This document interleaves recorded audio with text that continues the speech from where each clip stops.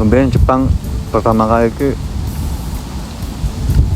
niatmu apa dulu? Kerjaan lah.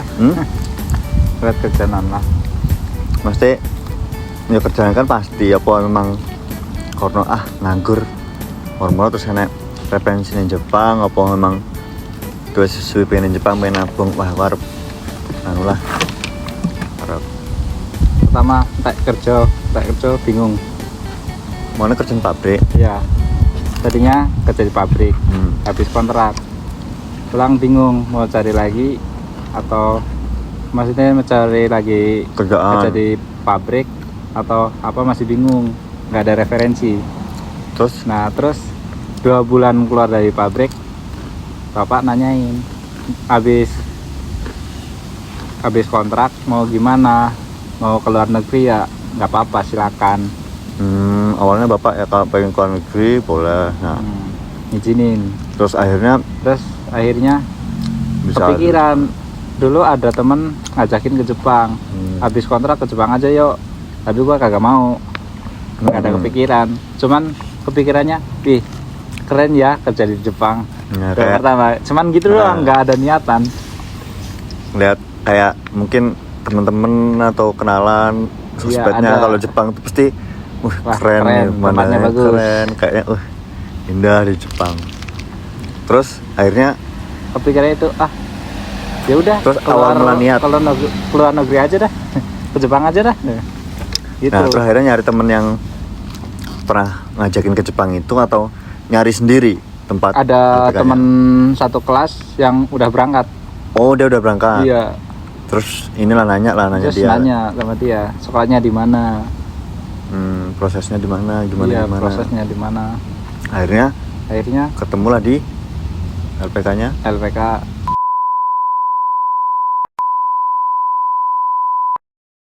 Oh, terus setelah masuk ke baru 2 bulan ada corona. Berarti pas awal masuk tahun 2020 berarti. Iya. Wah, Januari 2020. Sama kejadian, cuman kalau saya sebelum itu udah proses, cuman belum berangkat. Pas udah mau tes nggak kena corona juga. Nah akhirnya ke situ ketunda itu. Iya. Sampai baru bulan berapa itu baru bisa proses lagi. Masuk 2 bulan kan ada corona, diliburin. Baru libur berapa minggu kan ya. Oh iya benar. Mau tes. Nah itu kurang 1 orang. Gua kan masuk LPK sama adek gua. Tadinya yang ditanyain mau ikut tes adek gua. Terus kan dananya belum siap, terus nanyain gua. Terus gua maju. Akhirnya lu yang ke tes, terus alhamdulillahnya masuk langsung. Ya sekali tes berarti. Iya alhamdulillah. Sama posnya akhirnya sampai sini. Nah terus ketemu kalian. Nah ini nyinggung masalah biaya nih. Waktu pertama ke Jepang itu maksudnya memang udah ekspektasi nggak? Biayanya bakal segini nih, apa ternyata kok lebih gede atau gimana? Dalam bayangan itu apa ya? Udah tahu gede, cuman nggak tahu berapanya gitu ya. Nggak tahu. Awalnya perkiraan lu tasiran berapa? Perkiraan 40-an. 40-an nggak taunya? Pas masuk semua total ya. Total berapa ya? 70-an lah. 70-an ya? Iya. Imbang lah. Hampir sama lah kita orang juga segitu. Akhirnya ya dari situ ada cerita-cerita di balik perjuangannya di akhirnya ngerasain banget. Pokoknya ngerasain ini tiap hari diteror diteror kalau nggak lulus ini duit lagi ya kan lagi aduh. Tapi dari yang kena ada nggak? Pas angkatan gua nggak ada, tapi angkatan yang sebelumnya ngulang bareng kita ada. Nah akhirnya sampai sini. Nah udah setelah sampai sini sesuai ekspektasi nggak dengan biaya 70 juta ya kan? Kalau buat kita kayak gini kan itu nggak sedikit lah, gede banget lah. Belum tentu setahun. Apalagi di kampung itu udah belum tentu setahun dapat nabung segitu benar banyaknya. benar. Kalau kita kerja di kampung belum tentu setahun bisa dapat segitu. Nah, setelah sampai sini kira-kira sesuai ekspektasi lu nggak? Apanya ini? Ekspektasi. Apanya nih? Gaji aja. Kalau gaji anjur misalnya gini. jujur enggak. Enggak kan ya? Enggak. Kayak dulu kan kita kan mikirnya Banyak banget. kayak ini dari saya nih. Ya saya juga kan biaya sekitar segitu. Mikirnya kan kayak wah minimal sebulan gajian 25 gitu minimal kan kita mikir. 5 juta buat makan cukup lah, 20 ditabung. Ya kan? Iya. Nah mikirnya kan kalau duit segitu lah setengah tahun lunas gitu, sisa gitu kan, sekalian buat bisa buat ngasih orang tua. Ya ternyata setelah di sini ya gini lah. Tapi masih hitungannya masih ngangkat lah, 10 per bulan masih bisa lah nyimpen ya. Berarti nggak terlalu lah. Berarti nggak terlalu inilah. Tapi dengan kondisi Jepang Yang sekarang yang yennya makin turun ini ya memang problem banget sih, benar. dulu ngiranya itu Jepang sama Korea itu nggak beda jauh loh gajinya. Di pikiran gue loh. Kalau Jepang 25, sini 20 lah Jepang. Mikirnya gitu nggak jauh banget gitu bedanya. Pas nyampe sini ternyata gini gaji sih. pokoknya segitu, nggak ada lemburan, kursnya anjlok. Aduh. Nah sebenarnya yang paling problem gede tuh kalau sekarang ya, untuk kondisi yang sekarang ini kurs. Iya, kurs. Karena kurs kita kan paling turun ini banget. Zaman kita inilah paling kecil Parah. dari senior dulu itu. Sebenarnya kalau saya kan punya temen juga yang di Korea tuh, udah pulang waktu saya di rumah itu juga kan pernah punya pikiran ke sana juga. Sebenarnya di sana itu kalau untuk gaji ya, kalau dia cuman jam normalnya aja nggak ada lembur, terus hari kerjanya pun sama kayak di Jepang, gaji mereka itu sama di Jepang. Cuman kenapa kok di Korea itu lebih gede? Jadi entah di sana itu nggak ada aturan kerja, nggak ada aturan hari dan jam kerja, atau memang mereka yang banyak perusahaan yang kayak bodo amat itu, kayak ilegal gitu loh, memperkerjakan orang itu. Jadi di sana itu kalau kita kan Sabtu Minggu libur. Iya. Kalau di sana itu banyak banget di Korea itu yang nggak ada hari libur. Kadang ada libur sehari tapi nggak hari Minggu. Jadi karena pasti intinya. Nggak pasti, seminggu itu bisa Senin, bisa Rabu, tapi cuma sehari. Dan per harinya itu kerjanya kalau kita kan 8 jam. Sama lah kayak di Indonesia ya kan. Iya. Kalau normal jam kerjanya.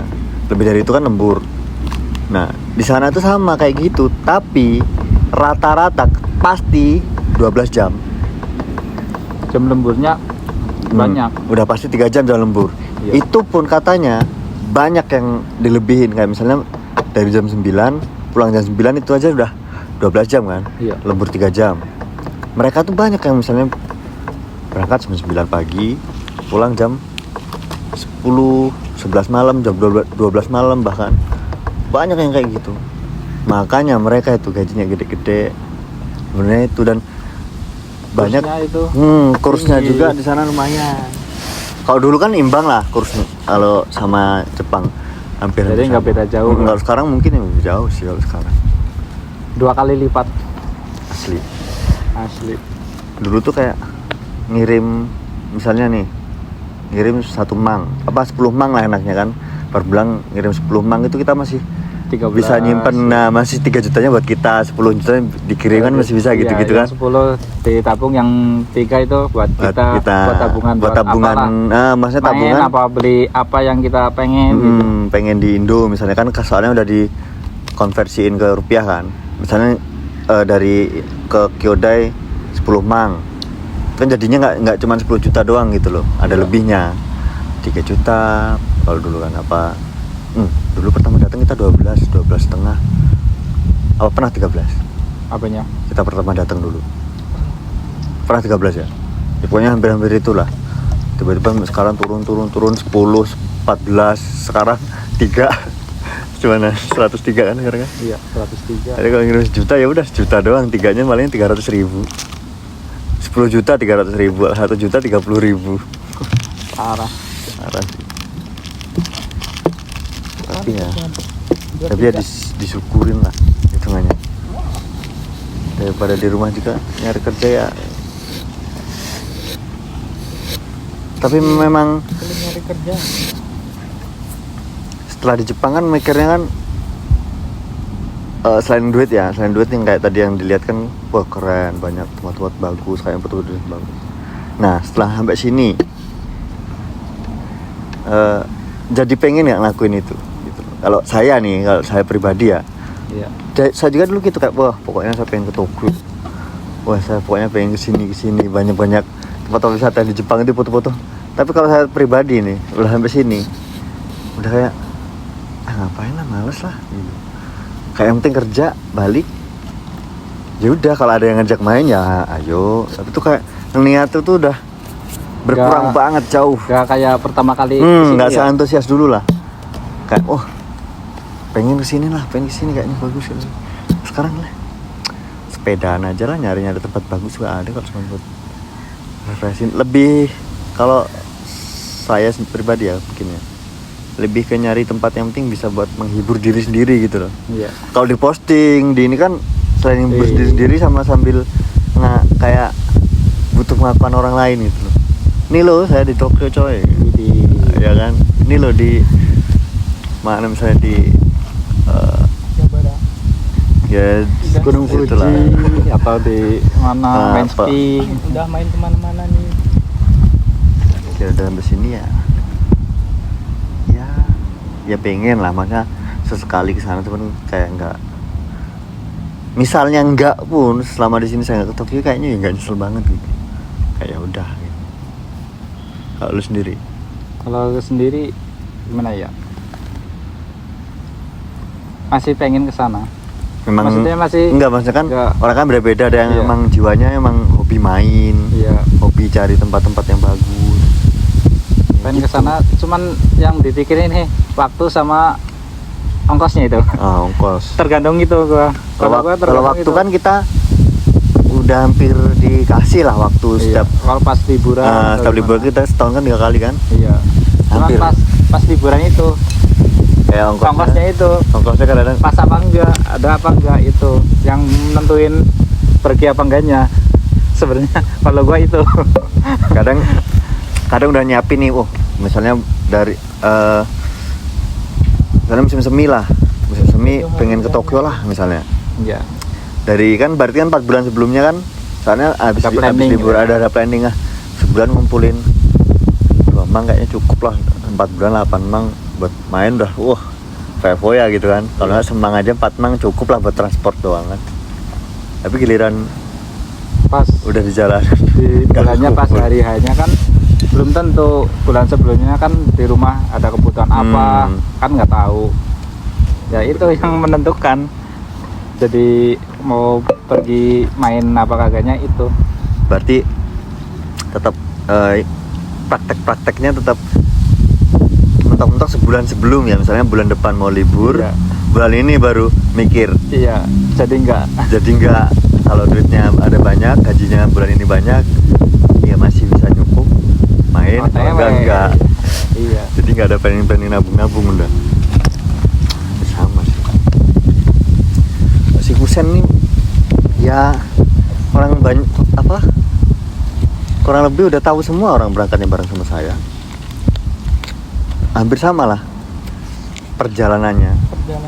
Cuman mungkin liku-likunya kayak kalau saya pribadi dulu tuh nggak niat keluar negeri itu bukan apa-apa, kayak saya itu sayang buang karir. Kalau dulu kan mikirnya kan masih pengen entah karir dalam hal apapun ya, mikirnya kalau jeleknya ngomong saya misalnya jadi kuli bangunan aja di Indonesia ini, jeleknya ngomong ya. Misalnya saya 2 tahun jadi kuli, masa iya 2 tahun nggak bisa naik jadi tukang gitu kan. 2 tahun naik tukang, ya 2 atau 3 tahun lagi masa ya nggak bisa jadi kepala tukang misalnya gitu kan. Nah jadi jenjang kayak gitu tuh, kalau misalnya saya buang waktu saya keluar negeri, bener saya dapat duit tapi saya nggak dapat apa-apa di Indonesia, saya nggak ada nama apa-apa di Indonesia. Dulu saya mikirnya gitu. Ya memang ternyata kalau